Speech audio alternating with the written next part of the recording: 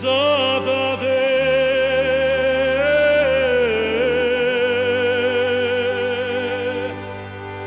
Там долу де мир капија.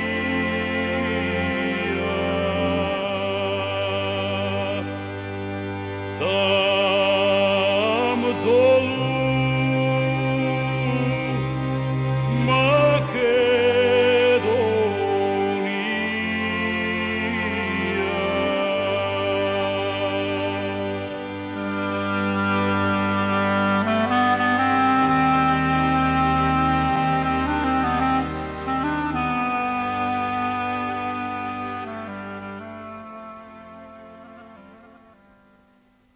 Настапуваше есен, а ноемвриското ветре од кај Пелистер дуваше. Времето стануваше студено. Во таквиот есенски ден, пред портата од битолскиот затвор застана убав пајтон. Од пајтонот скокна богато облечен човек.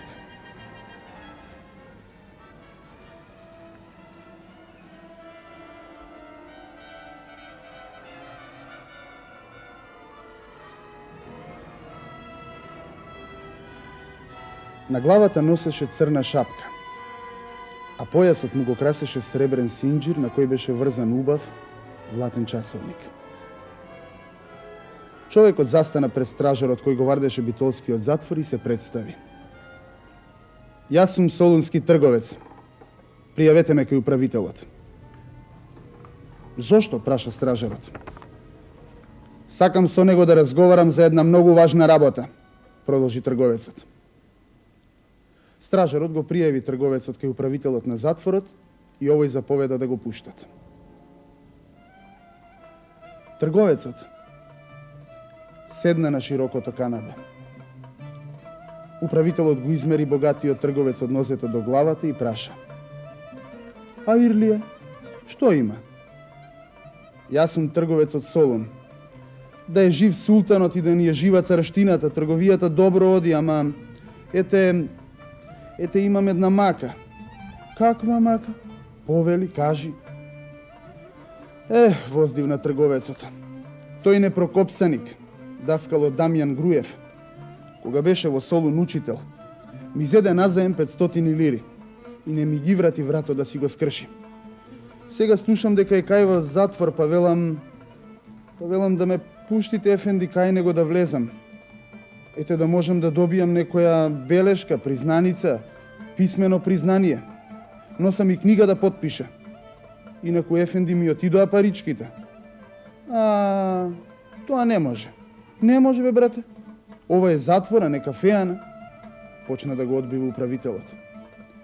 Еве и, рече трговецот, и му спушти во рацете 2 златни лири. Лирите звекнаа во рацете на управителот. Очите му светнаа, лицето од задоволство се разведри и тој рече: Ајде, да го сторам една добрина. Да пуштам тебе, да не вратам назад. Си дошол од далеку. Ќе наредам на клучарот. Тој му заповеда на клучарот да го пушти трговецот да влезе. Стариот рѓосан клуч тракна неколку пати. Вратата од келијата се отвори. Клучарот го пушти да влезе трговецот.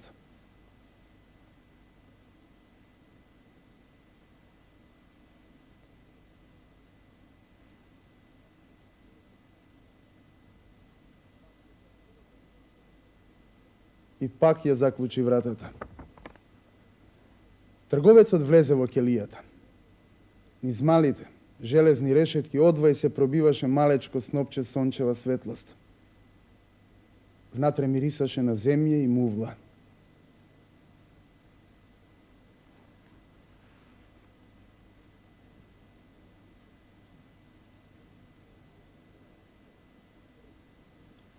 На дрвено миндерче седеше човек со долга брада. Трговецот одвај го забележа човекот. Му пристапи и тивко му рече: Брате Даме. Човекот со брадата како од сон се стреса. Одвај се сети и прошепоти. Брате, Гоце! И двајцата ги расширија рацете и се прегрнаа. Ти ли си? Пак праша затвореникот, како да не им веруваше на своите очи. Да, јас сум. Затвор. Што направи вака? Да, денеска сум богат солунски трговец. Дојдов да ми потпишеш признаница. Еве, ми должиш 500 лири. Ги зеде уште кога беше учител во Солун. Потпиши ми за оправдување пред управителот. И Гоце почна да се смее. Гоце, што правиш вака? Си играш со главата, го прекори Даме. Вака е најсигурно да се влезе в затвор. За 2 лири.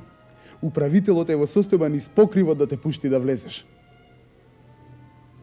Двајцата другари и револуционери долго разговараа за сите работи кои стојат пред организацијата. Потоа пак се прегрнаа. Даме го потпиша листот за долгот од 500 лири и трговецот излезе од затворската ќелија.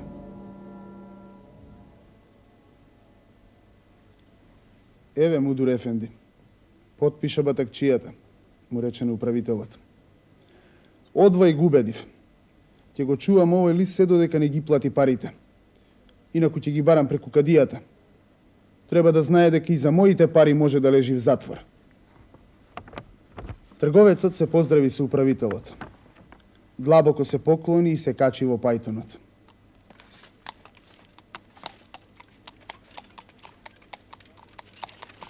Коњите како на крила во галоп го однесоа трговецот надвор од Битола. Во тој ноемвриски ден, попладне 1901 година, низ Битола се рашири веста. Баш комитата дошол во Битола, и тоа дење. Влегол во затворот и разговарал со комитите кои се в затвор. На сите страни беа испратени потери богатиот трговец да се фати, но трговецот беше кој знае каде далеку од Битола. Едно утро, во едно мало село дојде трговец да купува свињи. Децата му ја покажаа куќата на кметот и тој се упати натаму.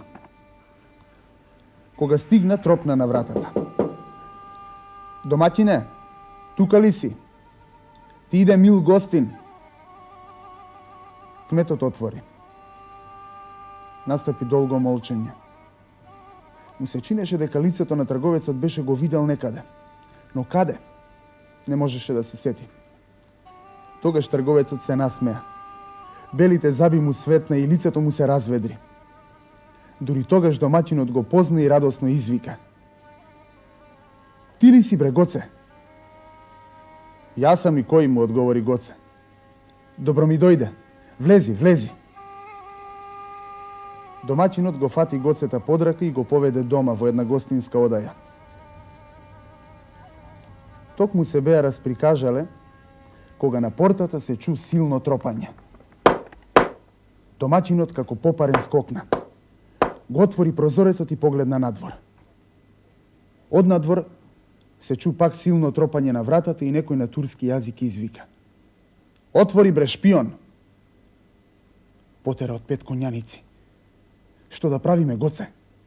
Оџашено праша кметот. Гоце се замисли малку и ладнокрвно одговори. Ништо. Ќе им отвориш и ќе ги внесеш во другата одаја. Домаќинот отвори. Коњаниците, или како што ги викаа суварии, влегоа во другата одаја.